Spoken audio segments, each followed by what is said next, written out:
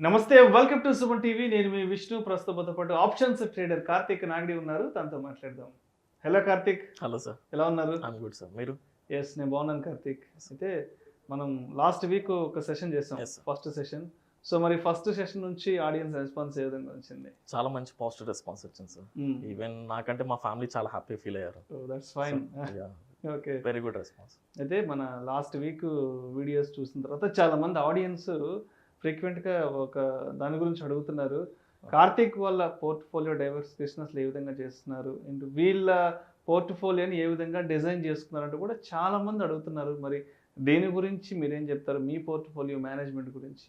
So బేసిక్గా portfolio management అనేది చాలా ఇంపార్టెంట్ సార్. లైక్ ఈ బీయింగ్ ఇన్ ఆప్షన్ సెల్లింగ్ చేస్తున్నా, నేను కంప్లీట్ క్యాపిటల్ని ఆప్షన్ సెల్లింగ్ ఇన్వెస్ట్ చేయను. సో నాకున్న ఫర్ ఎగ్జాంపుల్ నేను 25 lakhs క్యాపిటల్తో ట్రేడ్ చేస్తుంటే 25 lakhsలో 60% మాత్రం ఆప్షన్ సెల్లింగ్ ఇచ్చేస్తాను. అంటే 15 lakhs మాత్రం ఆప్షన్ సెల్లింగ్ వాడతాను. రిమైనింగ్ 40% కూడా మళ్ళీ డైవర్సిఫై చేసుకుంటా. ఒక 10% వచ్చేసరికి ఇండెక్స్ ఫండ్స్ యాడ్ చేస్తాను. ఇంకో 10% వచ్చేసరికి పొజిషనల్ ట్రేడింగ్ లేదా స్వింగ్ ట్రేడింగ్ యూజ్ చేస్తుంటాను. ఇంకో 10% లాంగ్ టర్మ్ ఇన్వెస్ట్మెంట్ కోసం ఓన్లీ బ్లూ చిప్ స్టాక్స్ లో ఇన్వెస్ట్ చేస్తాను. ఇలా కంప్లీట్ క్యాపిటల్ డైవర్సిఫై చేసుకుని ఇంకొక 10% క్యాపిటల్ అసలు దేంట్లో ఇన్వెస్ట్ చేస్తాను, సేఫ్ గా పక్కన పెట్టుకుంటాను. ఇఫ్ ఇన్ కేస్ రిమైనింగ్ ఏ అసెట్ లైనా నాది రిస్క్ లోకి వెళ్తున్నప్పుడు ఈ రిమైనింగ్ అడిషనల్ క్యాపిటల్ తో దాన్ని కాంపెన్సేట్ చేసుకుంటూ ఉంటాను. ఇలా డైవర్సిఫై చేసుకుంటూ ఉంటాను సార్. సో అందట్టు లైక్ లాస్ట్ టైం మనం మాట్లాడుకున్నట్టు కోలేటరల్ అని ఒక పాయింట్ మాట్లాడుకున్నాం. సో ఈ 15 lakhs ఆప్షన్ సెల్లింగ్ చేస్తున్నా సరే, ఆప్షన్ సెల్లింగ్ చేసే ముందు దాన్ని కోలేటరల్ లో మ్యూచువల్ ఫండ్స్ లో ఇన్వెస్ట్ చేసి తర్వాత అందులో ఒక 90% క్యాపిటల్ ని మళ్ళీ అగైన్ ఆప్షన్ సెల్లింగ్ ఇచ్చేస్తాను. ఇలా కంప్లీట్ గా బేసిక్ గా నేను ఎక్స్పెక్ట్ చేసేది ఏంటంటే సార్, ఆప్షన్ ఆర్ నా పోర్ట్ఫోలియో నుంచి నేను ఎంత రిటర్న్స్ ఎక్స్పెక్ట్ చేస్తున్నాను, ఎంత రిటర్న్స్ చేస్తాను పక్కన పెట్టిస్తే ఫస్ట్ నాకు క్యాపిటల్ సేవ్ చేసుకోవడం నాకు ఇంపార్టెంట్. అందుకని క్యాపిటల్ మల్టిపుల్ సెగ్మెంట్స్ లో డైవర్సిఫై చేసుకుని మాక్సిమం సేఫెస్ట్ రిటర్న్స్ ఎక్కడి నుంచి ఎంత సేఫ్ గా తీయాలో ప్లాన్ చేసుకుంటాను. అండ్ ఈవెన్ లైక్ ఈ పొజిషనల్ ట్రేడింగ్ స్వింగ్ ట్రేడింగ్ అందులో కూడా ఓన్లీ స్టాక్ ఆప్షన్స్ లో చేస్తాను. అది స్టాక్స్ లో రైట్ మొమెంటం వచ్చినప్పుడు ఇన్వెస్ట్ చేసి దాని నుంచి వచ్చిన ప్రాఫిట్ ని మళ్ళీ అగైన్ ఈ బ్లూ చిప్ స్టాక్స్ లో మార్కెట్ ఎప్పుడైనా లైక్ అన్సర్టైన్ ఉన్నప్పుడు లేదా కొంత క్రాష్ వచ్చినప్పుడు కొంత కరెక్షన్ వచ్చినప్పుడు మళ్ళీ రీఇన్వెస్ట్ చేయడం అలా చేస్తూ ఉంటాను. సో అలా కంప్లీట్ పోర్ట్ఫోలియో సింగిల్ బాస్కెట్ లో పెట్టకుండా సో డైవర్సిఫై చేసుకుని సేఫ్ రిటర్న్స్ అయితే తీసుకుంటాం. సో అయితే అంటే ఈ డైవర్సిఫికేషన్ అనేది ఒక సెక్టర్ ఏదైనా డౌన్ ఫాల్ అయితే సో మిగతా సెక్టర్ లో కొంచెం సేఫ్ జోన్ లో ఉండడానికి సో పోర్ట్ఫోలియో మేనేజ్మెంట్ డైవర్సిఫికేషన్ తప్పనిసరి అంటారు. Yes sir. ఇక్కడ అబ్జర్వ్ చేస్తే లైక్ నేను ఫుల్ టైమ్ ఆప్షన్ సెల్లింగ్ చేస్తున్నా, 60% ఆప్షన్ సెల్లింగ్ పెట్టినా ఈవెన్ నేను ఒక 10% ఆప్షన్ బయింగ్ కూడా వాడతాను. ఇంకొక 10% ఇండెక్స్ ఫండ్స్ లో ఇన్వెస్ట్ చేస్తున్నాను. సో దీని వల్ల ఏమవుతుందంటే ఒక ఎసెట్ క్లాస్ లో క్రాష్ వచ్చి ఒక ఎసెట్ క్లాస్ డిస్టర్బ్ అయినా రిమైనింగ్ ఎసెట్ క్లాస్ కాబట్టి ఈవెన్ ఆప్షన్ సెల్లింగ్ డిస్టర్బ్ అయినా ఏదైతే నేను కోలాటరల్ పెట్టానో ఆ మ్యూచువల్ ఫండ్ నుంచి వచ్చే 10 to 15% రిటర్న్స్ మళ్ళీ అడిషనల్ అడ్వాంటేజ్ అవుతుంది నాకు. సో కంప్లీట్ గా సేఫ్ గేమ్ దట్టు నా క్యాపిటల్ ప్రొడక్ట్ చేసుకుంటే వెళ్తాను నేను. ఈవెన్ మీరు long term invest option selling పక్కన పెట్టేసి లాంగ్ టర్మ్ వెళ్ళినా సరే ఈవెన్ మీరు డైవర్సిఫై చేసుకుని like large cap, mid cap, small cap లా డైవర్సిఫై చేసుకుని బ్లూ చిప్ స్టాక్స్ లో ఇన్వెస్ట్ చేసుకోవడం బెటర్. కార్తిక్, మరి రాకేష్ జున్జున్వాలా, దమాని, సో వీళ్ళ పోర్ట్ఫోలియో డైవర్సిఫికేషన్ ఏ విధంగా ఉంటుందంటారు? అగైన్ వీళ్ళు కూడా కంప్లీట్ లైక్ మీరు అబ్జర్వ్ చేయండి సార్, వాళ్ళు ఎంత క్యాపిటల్ ఇన్వెస్ట్ చేస్తున్నా పక్కన పెట్టేస్తే ఈవెన్ 1 lakh చేస్తున్నా 1 crore చేస్తున్నా they don't invest in single stock. Exactly, perfectly. Single stock ఎప్పుడు ఇన్వెస్ట్ చేయరు. యా, సో అగైన్ మనకి మల్టిపుల్ సెగ్మెంట్స్ ఉన్నాయి. ఫర్ ఎగ్జాంపుల్ ఇంకా safe beginner point of view చెప్పాలంటే, సేఫ్ గా చెప్పాలంటే మనకు ఇండెక్స్ మల్టిపుల్ ఇండెక్స్ లో ఉన్నాయి.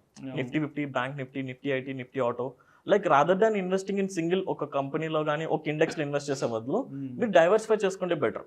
లైక్ ఫర్ ఎగ్జాంపుల్ ఇప్పుడు బూమ్ అవుతున్న సెక్టర్స్ కొన్ని ఉన్నాయి సార్. లైక్ షుగర్ స్టాక్స్ లో ఇన్వెస్ట్ చేసుకోవచ్చు, artificial intelligence, EV vehicles, like ఇలా బ్యాటరీ స్వాపింగ్ చాలా పాలసీస్ వస్తున్నాయి.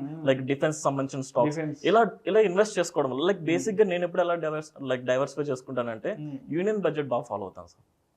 యూనియన్ బడ్జెట్ పర్ఫెక్ట్ గా follow. Exactly. So February budget లో వాళ్ళు టోటల్ క్యాపిటల్ ని ఇన్వెస్ట్మెంట్ ని ఏ సెక్టార్స్ కి ఇన్వెస్ట్ చేస్తున్నారో చూసుకుని ఆ సెక్టార్ బూమ్ అనిపిస్తే then I will diversify. So like last financial year నుంచి మనం చూసుకున్న యూనియన్ బడ్జెట్ నుంచి షుగర్ స్టాక్, ఎథనాల్ ప్రొడక్షన్ మీద ఫోకస్ చేస్తున్నారు. లైక్ ఈవీ బ్యాటరీ వెహికల్స్ మీద అవ్వచ్చు, ట్రాన్స్పోర్టేషన్ మీద, ఇన్ఫ్రాస్ట్రక్చర్ మీద. ఎస్. సో ఇలా దాని తగ్గట్టు డైవర్సిఫై చేసుకుని నా క్యాపిటల్ డైవర్సిఫై చేసుకుంటూ నేను ప్లాన్ చేసుకుంటాను. So that is the basic logic. అయితే లాస్ట్ 2 years గా మార్కెట్లోకి కొన్ని కోట్ల మంది కొత్తగా వచ్చేసారు కదా. సో అంటే వీళ్ళందరూ కరెక్ట్గా పోర్ట్ఫోలియోని కరెక్ట్గా డిజైన్ చేసుకుంటున్నారు అంటారా మీరు? Not exactly sir. So definitely లేదు. లైక్ బేసిక్గా లైక్ ఎక్కువ మంది పీపుల్ ఏంటంటే షార్ట్ కట్ చూస్తూ ఉంటారు. Short cuts. So rather than ఇప్పుడు పోర్ట్ఫోలియో ఎంత ఇన్వెస్ట్ చేయాలి, ఇప్పుడు ఫర్ ఎగ్జాంపుల్ మనం దాన్ని మాట్లాడుకున్నాం, లైక్ నేను ఎలా డైవర్సిఫై చేసుకున్నాను కంప్లీట్ గా న్యూస్ పారామీటర్స్ బేస్ మీద, కానీ ఫ్యూచర్ ఏదైతే గ్రోత్ స్టాక్స్ ఉన్నో దాన్ని బట్టి రీసెర్చ్ చేసుకుని ప్రాపర్ గా అది రిస్క్ మేనేజ్మెంట్ పెట్టుకుంటూ వెళ్తున్నాను. సో అలా కాకుండా లైక్ ఫర్ ఎగ్జాంపుల్ ఒక ఫ్రెండ్ సజెస్ట్ చేస్తాడని, లేదా ఎక్కడో ఒక యూట్యూబ్ thumbnail ఎక్కడో చూసి ఈ స్టాక్ బూమ్ అవుతుందని బ్లైండ్ గా ఇన్వెస్ట్ చేయడం వల్ల like you don't like for example నేను ఇన్వెస్ట్ చేసిన దానికి నా రిస్క్ అప్డేట్ నాకు తెలుసు, ఎప్పుడు ఎగ్జిట్ అవ్వాలి, ఎక్కడ ప్రాఫిట్ బుక్ చేయాలి నాకు తెలుసు. అదే ఒక పర్సన్ సజెస్ట్ చేసినప్పుడు మీకు మార్కెట్ క్రాష్ అవుతున్నప్పుడు వెదర్ అది ఎగ్జిట్ అవ్వాలా హోల్డ్ చేయాలో మీకు తెలియదు, ఆర్ఎస్ ప్రాఫిట్ లో ఉన్నప్పుడు ఎక్కడ ఎగ్జిట్ అవ్వాలో కూడా తెలియదు. సో రాదర్ దాన్ లైక్ చాలా మంది ఫేస్ చేసిన ప్రాబ్లం అదే, లైక్ మనీ సేవ్ చేసుకున్న మనీ స్టాక్ మార్కెట్ లో తీసుకొస్తున్నారు కానీ దాన్ని డైవర్సిఫై ప్రాపర్ గా చేసుకుని ప్రాపర్ గా రిటర్న్స్ అయితే తీసుకోలేకపోతున్నారు. సో ఏదైనా సరే ఒక ఆథరైజ్డ్ ఇన్ఫర్మేషన్ ప్రకారం మనం ఫాలో అప్ చేసుకోవాలంటే డెఫినెట్లీ ఎవ్రీడే మార్కెట్ లో అసలు స్టాక్ మార్కెట్ లో ఏం జరుగుతుందో మనకు తెలుస్తూ ఉండాలి. ఏ న్యూస్ వస్తుంది, ఏ న్యూస్ ఎప్పుడు బౌన్స్ అవుతుందో కూడా తెలియదు. అవును. సో మీరు ఇందాక చెప్పినట్టు మన ఫిబ్రవరిలో బడ్జెట్ ప్రవేశపెట్టాక సో మనకే ఒక క్లారిటీ వచ్చేస్తుంది. సో ఫర్దర్ గా నెక్స్ట్ 1-2 years లో ఏ సెక్టార్స్ మంచి బూమ్ ఉండబోతున్నాయి, అండ్ గవర్నమెంట్ వైపు నుంచి ఏ సెక్టార్స్ కి ఎంత నిధులు కేటాయించారు, ఇన్వెస్ట్మెంట్స్ ఎంత ఉండబోతున్నాయి అనే దాన్ని బట్టి కూడా మనకే కొంత అనాలిసిస్ చేసుకోవచ్చు. రైట్. రాదర్ దాన్ని ఎక్కువ రీసెర్చ్ చేసే కంటే కొంచెం కామన్ సెన్స్ కూడా చాలా important. Exactly, common sense correct. అవును, లైక్ బేసిక్ గా మనం రెగ్యులర్ న్యూస్ ఫాలో అవుతున్నా మనకు తెలిసిపోతుంది ఏ సెక్టర్ బూమ్ పోతుంది, గవర్నమెంట్ ఏ సెక్టార్స్ కి ఎంత అమౌంట్ కేటాయించారు, ఈ అమౌంట్ వల్ల నెక్స్ట్ 1-2 years లో కానీ నెక్స్ట్ 5 years లో కానీ ఎంత డెవలప్మెంట్ ఉండబోతోంది ఏంటనేది మనకి మనం అనాలిసిస్ చేసుకోవచ్చు. చిన్న కామన్ సెన్స్ ఉంటే సరిపోతుంది, రెగ్యులర్ న్యూస్ ఫాలో అయితే సరిపోతుంది. అదే పెద్ద ర్యాకెట్ కాదు. కార్తీక్, ఇంతకుముందు మీరు మీ పోర్ట్ఫోలియోకి సంబంధించి బ్లూ చిప్ కంపెనీస్లో ఎక్కువ ఇన్వెస్ట్ చేస్తున్నారు కదా. సో ఏంటి అసలు ఈ బ్లూ చిప్ కంపెనీస్ అంటే ఏంటి, ప్రత్యేకించి బ్లూ చిప్ కంపెనీస్లో ఇన్వెస్ట్ చేయడం వల్ల ఎటువంటి అడ్వాంటేజెస్ బాగా ఉండే అవకాశం ఉందంటారు? సో బేసిక్గా బ్లూ చిప్ స్టాక్స్ అంటే లైక్ మనకి డిఫరెంట్ సెక్టార్స్ ఉన్నాయి కదా. For example Nifty IT, Nifty bank, Nifty auto, వాటిలో ఏదైతే ఫండమెంటల్లీ స్ట్రాంగ్ ఉందో ఆ కంపెనీస్ ని మనం బ్లూ చిప్ స్టాక్స్ అంటాం.